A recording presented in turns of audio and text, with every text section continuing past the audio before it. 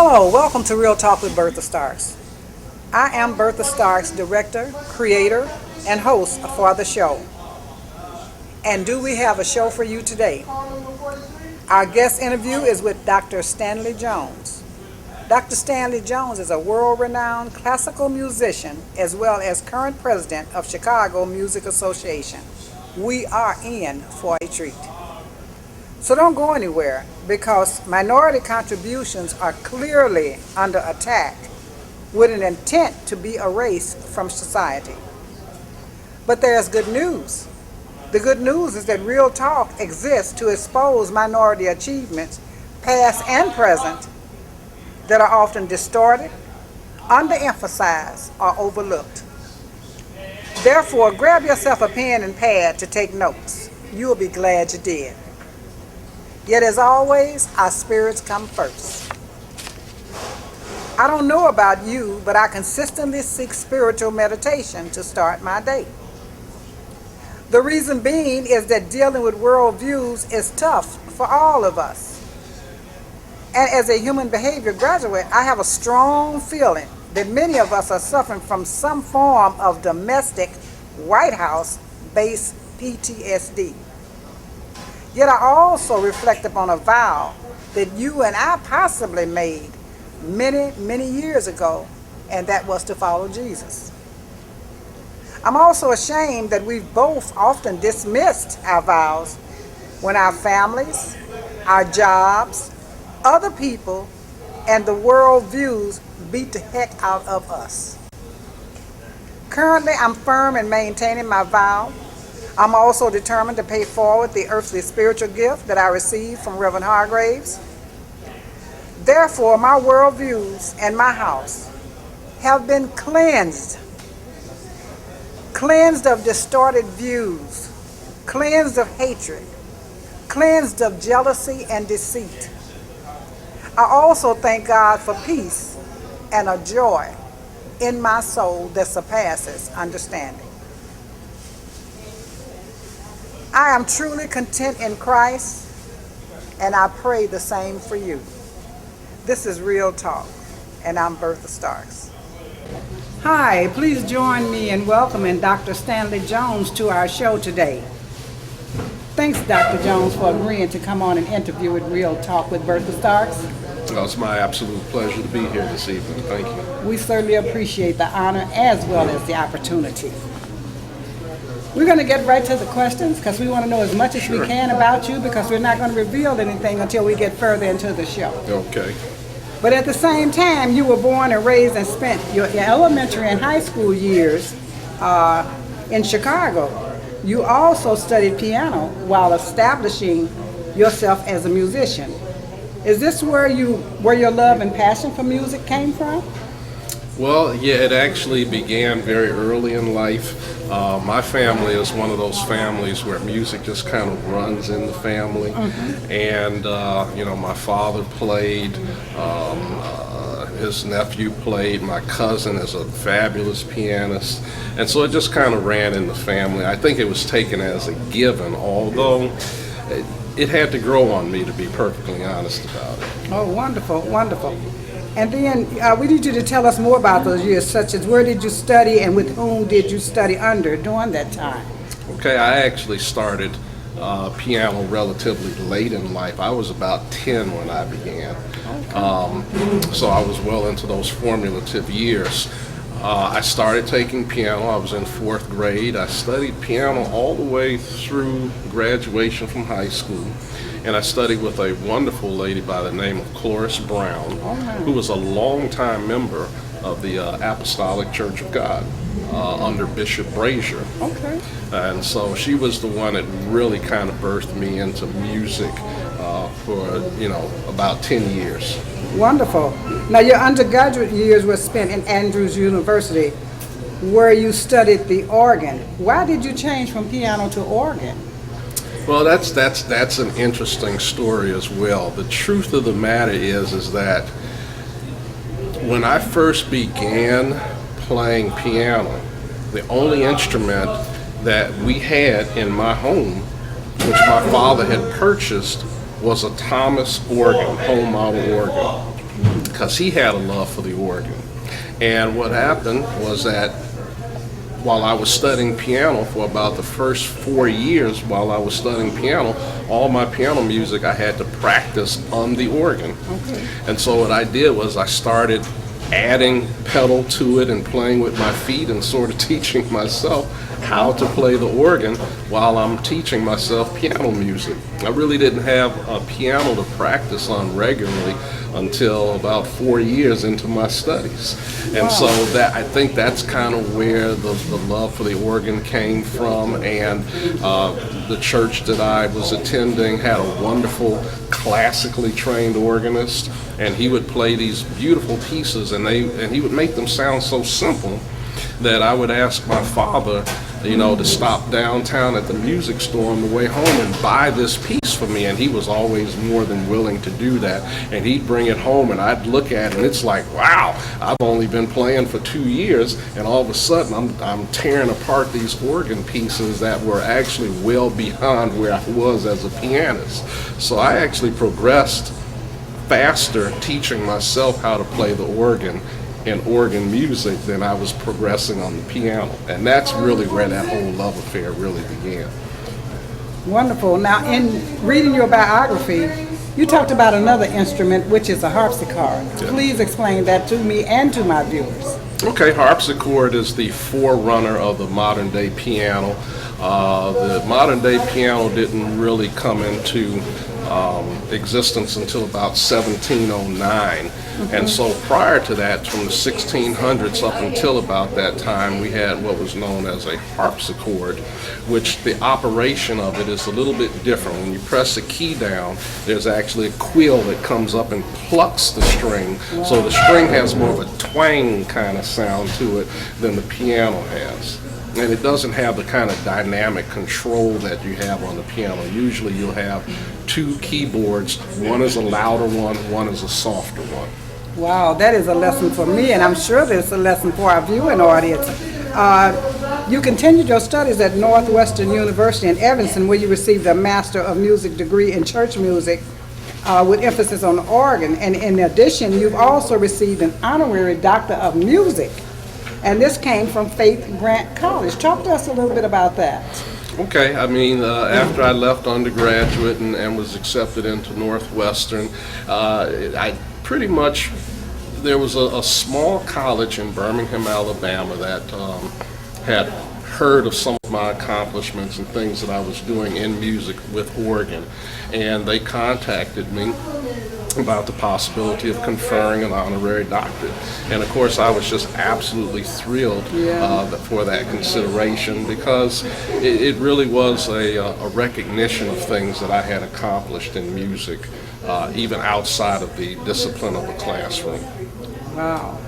And in addition to that, with more than 25 years of studying yourself approved, you've also taught school, both public and private levels in Chicago. Yes. Talk to us about that. Yeah, it's a funny thing, because that was a long journey also. You'd be surprised if I can go back just a little bit and you talk about my passion for music. It's interesting because in my earliest formative years, up until I went to college, I never fancied myself or imagined myself a musician. Wow. I was actually a biology pre-med major when I entered college. And it was after I went to college that I was exposed to just such a tremendous palette of music. I mean, at this university, they had the orchestra, and they had band, and they had the most magnificent pipe organ that, each time I heard it, I would just melt, and I'd say, I'm going to have to master that instrument. And it just so happened that even as an incoming freshman, we took an occupational assessment test, and the two areas that I scored highest in on this particular test were musician and college professor. And I tried to deny that. I said, I don't care what that says, I'm going to be a doctor. And it just so happened that I was so overwhelmed with the music, and that's where the spark really grew, that I'd sit there and practice the organ. Even though I was not studying organ at that time, I would practice the organ for hours when I should have been studying biology. Wow. And I said, you know what, if this is taking such control of me that I'm actually ignoring my biology studies to practice on an instrument that I'm not even studying right now, then maybe I really ought to go ahead and do music. Maybe this test isn't as far off as I thought it was. And the interesting thing is I ended up being a musician and a teacher, which is exactly what the test said I was going to be. Wonderful, wonderful, and such a great example. I'm just so saddened that examples such as yours don't make mainstream media. But they do make Real Talk with Bertha Starks. Thank you. Thank you for the opportunity. Yes. Now, I know that in your teaching experiences, Hill Francisca and Kenwood High School, are you currently engaged in teaching music at this time? And if yes, where? I am engaged in teaching music, but not in the classroom. I do private lessons now. I did, as you said, spent 25 years between Hales Franciscan, Gonzales Scholastic Academy, teaching grades K through 8, and Kenwood High School, about 25 years in education. And so now what I'm doing is I'm teaching privately. I do have a studio on the south side out of the Apostolic Church of God, and I also have a home-based studio up north where I am. Absolutely. You've received so many recognition awards. I did not write them down. I'm just going to advise people to look up your biography online. I'm sure that it's out there. Yes. And available. But who's who in American education? Who's who among American teachers? Just to name two of them from that category. And appropriately so, you've recently been elected as president of Chicago Music Association, branch number 1, the National Association of Negro Musicians. Congratulations to your level of commitment, dedication, and achievement. We appreciate you. Thank you very And much. I'm going to place with Dr. Maestro. Well, thank you very much. Maestro, because you are very good at what you do. You're very, very good at what you do. Now, I can also imagine that there's going to be a ton of questions after this show for an address or a telephone number where your organization can be reached. Do you have that number available for us today, right off the top of your head? If not, I do. The number, no, can't, because I very seldom call that number myself. All right. But we are located at the South Shore Cultural Center, which is 7059 South Shore Drive. Correct. And the name of that theater Is the Robeson Theater. Robeson Theater. Yes. The telephone number there is going to be 773-340-1155. And you can also contact Chicago Music Association at gmail.com. Is that correct, sir? Yes. Very good. Now finally, inform us on your background association to this organization. First of all, who is the founder of CMA? That's a good question. CMA was actually founded by a woman by the name of Nora Douglas Holt. She was born in Kansas in 1884. By the turn of the century, she had relocated to the Chicago area, and in 1918, she actually was awarded a master's degree in music from the Chicago Musical College, which is located at Roosevelt University. This master's degree that was conferred upon her made her the first African American in this country to receive a master's degree in music. From there, from approximately 1917 to about 1921, she also was a contributing music critic to the Chicago Defender. By mid-1920s, she had relocated to New York, to Harlem. She was a pivotal figure in the Harlem Renaissance. She wrote over 200 compositions. And even later on in life, still in Harlem, she had hosted her own radio show, which was called, I believe, Nora's Classic Showcase. Okay. And that was from about 1953 until about 1964. So in March of 1919, she was the one that, with a group of other people, founded the Chicago Music Association. We are also the founding chapter of the National Association of Negro Musicians, which was founded a few months later in July.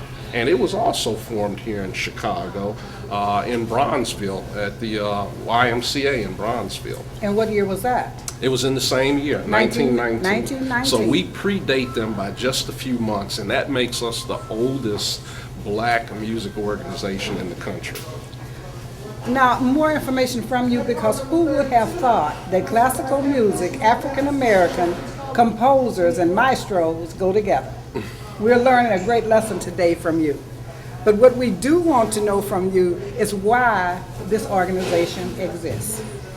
Again, one of the main reasons that this organization was founded was fundamentally for the preservation and the promotion of black music, to put it in a nutshell. And what we say is we use the term music of African descent because that covers a much larger range of music and geographic locations. And so we don't get caught up in saying African Americans, because the truth of the matter is you can be black and of African descent and not be American. You know, you can be living in Canada, or you could be in Europe or someplace like that. So we want to make sure that we're able to include all music, regardless of what region you're from, if you are of African descent. Thank you. We've done those things by providing venues for African American and those of African descent to perform. Wow.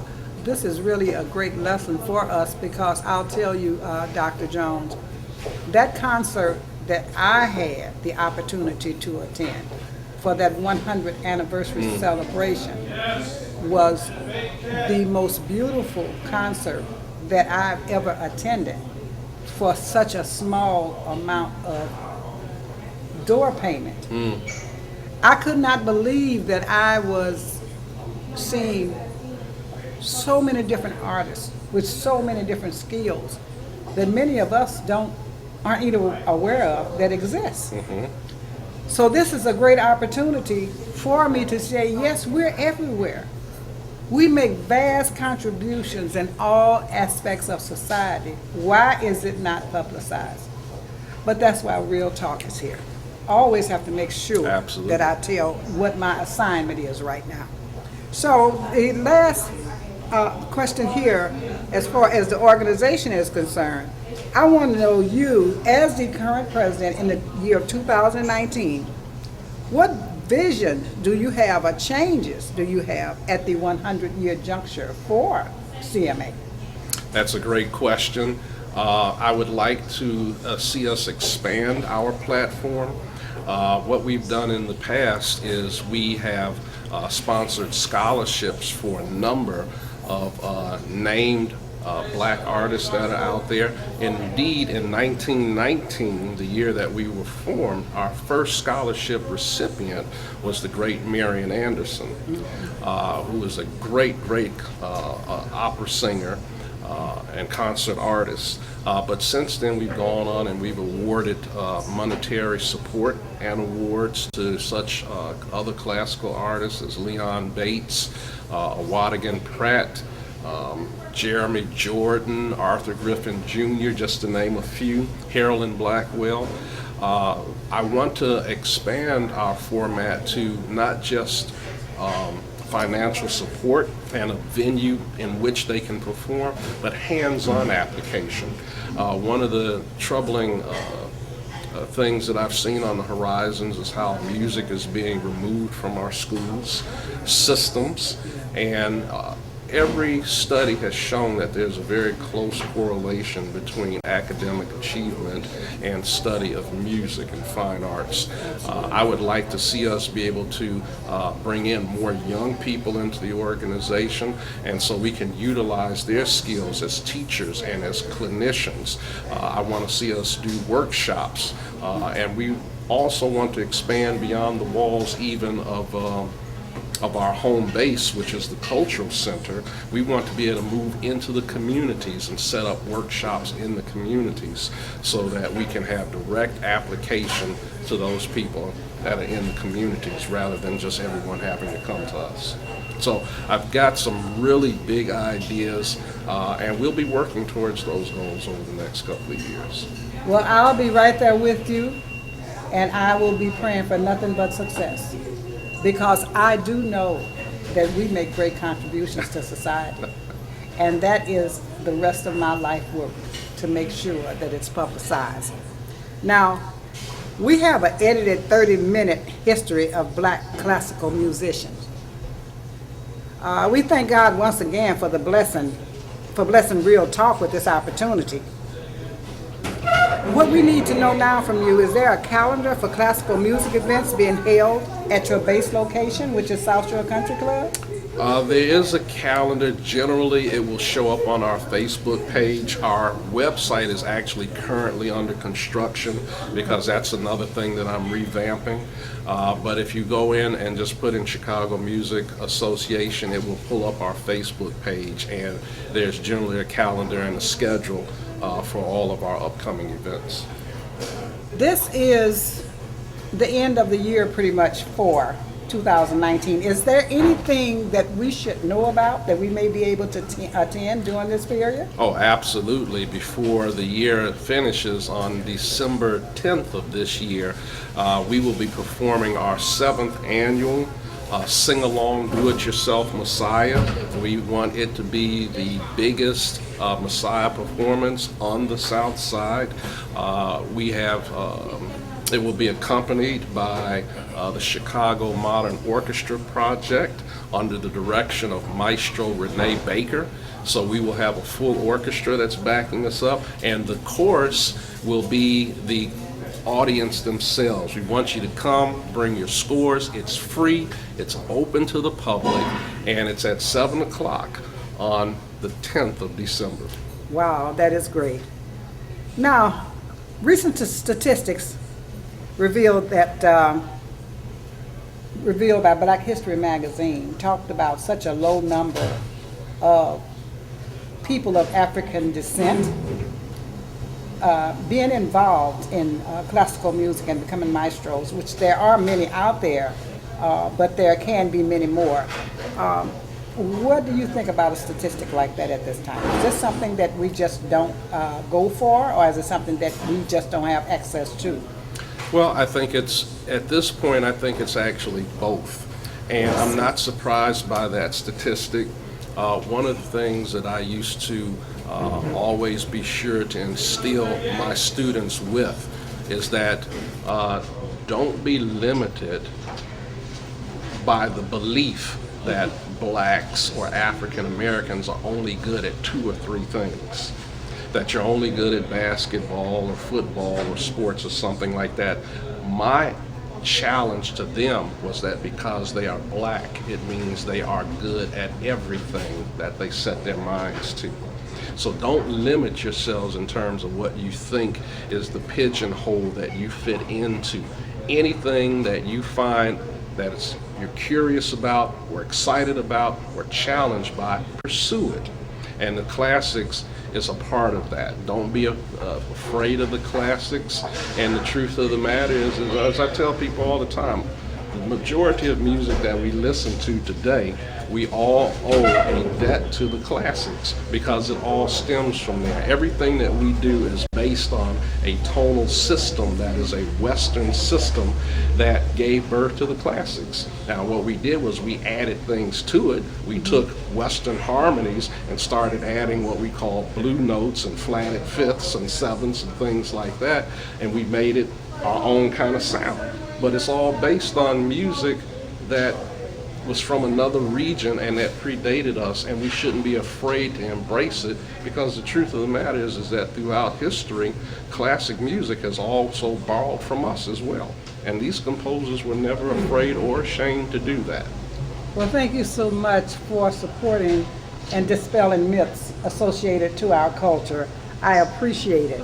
Now, as far as a career, in your expert opinion, at what age should a child be exposed to learning the profession of music or being involved in the profession of music? Well, the profession of music is something that should probably start as early as possible, so that you can be as well prepared and get going on it as soon as possible. There was a time where, you know, if you wanted to play piano, you had to go out and buy a cumbersome instrument, bring it into the home, which could be quite expensive. Then what happened was we found out that after a few weeks or months, the child lost interest. Now you got a piano sitting in your home, nothing to do with except be a great piece of furniture. Nowadays, because of technology that we have, you can go out and buy some pretty decent keyboards, and you'll only be out of maybe a couple of $100s. And so you have the opportunity to play even something that I couldn't do in my day, which was you can even plug headphones into these keyboards now and practice in the middle of the night and not disturb anybody. Wow. So you can be very excited about what you're doing. But I would suggest being exposed as early as possible. And it's not just the playing, but being exposed to performances, and that's what we do. Go to performances. Parents, take your children to performances. Sit and listen to them. There's some wonderful performances down at Grant Park that are free that you can hear. We put on at least 4 concerts a year ourselves that we sponsor at the South Shore Cultural Center that are free and open to the public. Bring your children out, expose them to what it is that we do, and I think that they will develop that appreciation on their own. Well, that is wonderful, Dr. Jones. That is more than enough information for us to contain on this day. I am going to thank you so much for such a great interview and informing the audience of Real Talk with Bertha Starks. We'll look to speaking with you again in the very near future, and we will be supporting you. So thank you again. Well, thank you. And you may exit the interview area. Thank you very much. Have a great evening, You sir. too. And for those of you just tuning in, you just missed an opportunity to learn the 100 years history and struggle of African American classical musicians. Our guest today was classical musician Dr. Stan Jones, who is also president of CMA, Chicago Musicians Association. To learn more about musical instrument training, scholarship opportunities, and African American classical music concerts, please call CMA at 773-340-1155. Finally, President Obama, we continue to await your call to appear on the show. And viewers, please be safe and be blessed. And as always, remember, we are not mistakes, we are plans. Thanks for tuning in. We'll see you the next time.